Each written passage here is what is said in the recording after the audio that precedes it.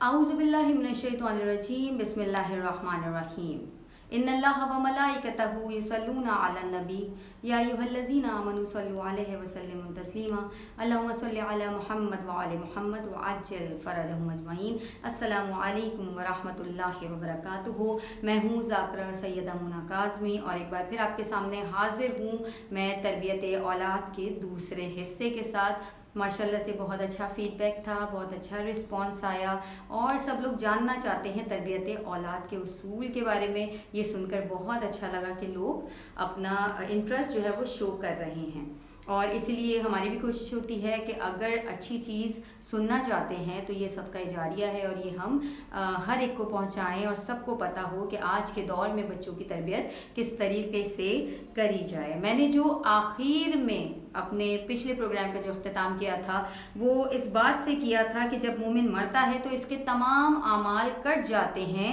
सिवाय 3 के जो कि मरने के बाद भी सवाब देते रहते हैं और सदका जारिया होते हैं। उनमें टॉप ऑफ द लिस्ट जो चीज़ है वो औलाद है, नेक और सौलेह औलाद। और यही वजह है कि नेक और सौलेह औलाद माँ बाप के मरने के बाद भी सदका जारिया बनी रहती है और अपने वालिदैन को दुनिया में भी फ़ायदा पहुँचाती है और मरने के बाद कब्र में भी फ़ायदा पहुँचाती है। और इसके बहुत सारे वाक़यात हमें किताबों में मिलते हैं। रिवायात में बयान हुआ है कि हज़रत ईसा अलैहिस्सलाम एक कब्र के पास से गुज़र रहे थे जिस मुर्दे पर अज़ाब आ रहा था और दूसरे साल फिर उसी कब्र के पास से गुजरे तो देखा अब अज़ाब ख़त्म हो चुका था और मुर्दा निजात पा चुका था। आपने खुदा से इसका सबब दरियाफ़्त किया तो एक मरतबा वही नाजिल हुई और परवरदिगार आलम ने कहलवा भेजा कि इसका एक नेक बेटा है, उसने अपना रास्ता सही कर लिया है और उसने एक यतीम को अपने पास पनाह दी है। चुनाचा इसके इस बेटे के इस अमल की वजह से परवरदिगार आलम ने इस पर से सारे अज़ाब को उठा लिया है।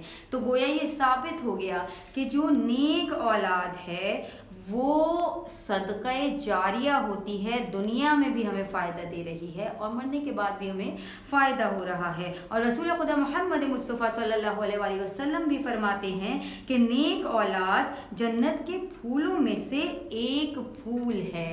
सुबहान अल्लाह। देखिए अगर हम अपनी औलाद की तरबियत करते हैं तो हमें कितने फ़वाइद हासिल होते हैं, इतने ज़्यादा फ़ायदे हमें हासिल हो रहे हैं। आज मैं उसूलों के साथ तरबियत औलाद के उसूल आपको बयान फरमाऊँगी, लेकिन पहले इमाम सैयद सज्जाद अलैहिस्सलाम की एक दुआ आपके सामने पेश करना चाहती हूँ कि मौला फरमाते हैं कि दुआ करते हुए फरमाते हैं कि खुदाया औलाद की तरबियत और आदाब सिखाने और नेक बनाने में मेरी मदद फरमा।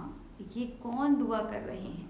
ये इमाम वक्त दुआ कर रहे हैं। ये सैयद सज्जाद अलैहिस्सलाम जो कि इमाम वक्त थे उस वक्त वो दुआ कर रहे हैं कि परवरदिगार मेरी मदद फरमा कि मैं अपनी औलाद को नेक और तरबियत दे सकूं, मैं अपनी औलाद को नेक और सौलेह बना सकूं। परवरदिगार तू मदद फरमा। गोया हमारे मौला हमें बता रहे हैं कि जब अपनी औलाद की तरबियत करो तो परवरदिगार आलम से मदद तलब करो कि परवरदिगारा हम अपनी औलाद की नेक तरबियत कर रहे हैं और हम इन्हें नेक और सौलेह बनाना चाहते हैं, तो परवरदिगार तू हमारी मदद फरमा और हमारे सारे बंद रास्तों को हमवार फरमा दे। इलाही आमीन। हम उसूलों के साथ लेकर चलेंगे।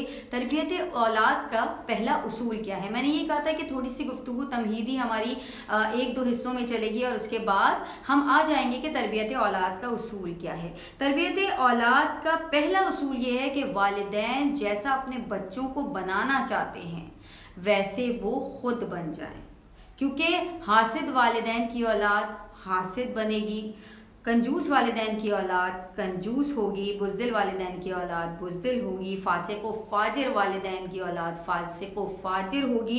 इसी तरह उम्मे कायदा ये है कि सखी वालिदैन की औलाद सखी होगी और इबादत गुज़ार वालिदैन की औलाद इबादत गुज़ार होगी। मुत्तकी व परहेज़गार वालिदैन की औलाद मुत्तकी व परहेज़गार होगी। लेकिन कहीं कहीं ये कायदा टूट भी जाता है, इसलिए कि माँ बाप बड़े मुत्तकी व परहेज़गार होते हैं, उनकी औलाद भी मुत्तकी व परहेज़गार होती है, लेकिन जब बच्चे बाहर निकलना शुरू करते हैं सोशल होना शुरू करते हैं, अपनी एक गैदरिंग बनाना शुरू करते हैं, तो हम अपने बच्चों को छोड़ देते हैं।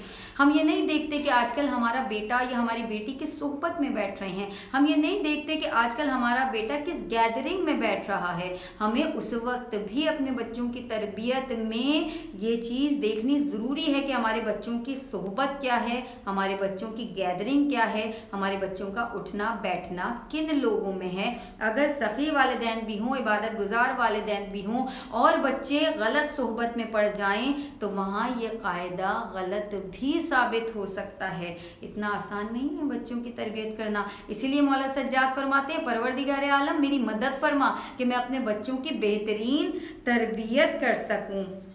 अब यहाँ पर मैं वाक़या बताना चाहूँगी एक सखी आलिम दीन का, जिनका नाम है साहिब इब्ने इबाद रहमतुल्लाह अलैह। वो फरमाते हैं, बहुत सखी आलिम दीन थे, और वो फरमाते हैं कि मैंने सखावत अपनी माँ से सीखी है। क्योंकि जब भी मैं स्कूल जाता था तो मेरी माँ कुछ पैसे मेरे हाथ पर रख दिया करती थी और मुझसे कहा करती थी कि बेटा रास्ते में ये सदका करते हुए जाना। और यही वजह है कि जब मैं वो चंद पैसे गरीबों को सदका करते हुए जाया करता था तो मेरे दिल में ये बात पैदा हुई, फ़कत अपने लिए नहीं सोचना है बल्कि दूसरों के लिए भी सोचना है। और यही सोच और यही मेरी माँ का तर्ज़ अमल था जो सखी थी, और वही मेरा तर्ज़ अमल रहा कि मैं वो थोड़े थोड़े पैसे जब सदका करता रहा तो सखावत मेरे अंदर इतना उजागर हुई कि वो अपना वक्त आने पर एक सखी आलिम दीन कहलाए। ये देखिए, बस मैं अपने प्रोग्राम का अख्ताम आज के इसी उसूल पे करूँगी क्योंकि ये सबसे बड़ा उसूल है। और यहाँ पर मैं मिसाल भी लेना चाहूँगी कि मैंने फरमाया ना कि वालिदैन अगर चाहते हैं अपने बच्चों को जैसा भी बनाना चाहते हैं, पहले वो खुद वैसे बन जाएं, वो देखेंगे खुद ब खुद बच्चे वैसे ही बन जाएंगे। मैं अक्सर एक मिसाल अपनी मजालिस में भी देती हूँ, अपने दर्स में भी देती हूँ, और यहाँ भी मैं वो मिसाल देना चाहूँगी। हमारे अपने घरों की बात है, जिस घर के वालिदैन टीवी देखते हैं उस घर के बच्चों के खेल भी माँ बाप के अमल के हिसाब से हो जाते हैं। जिस घर के वालिदैन टीवी देखते हैं बच्चे रिमोट से खेलते हैं। जिस घर के माँ बाप मुसल्ले पर होते हैं और नमाजी परहेजगार होते हैं उस घर के बच्चे तस्बीह से खेलते हैं, सिजदेगाह से खेलते हैं, जाए नमाज से खेलते हैं। इसी के साथ कि आप सब अपना बहुत ख्याल रखेंगे। आपको यकीनन प्रोग्राम पसंद आ रहा होगा। हमें भी अपनी दुआओं में याद रखिए। इजाज़त दीजिए। अल्लाह हाफिज़ व निगहबान।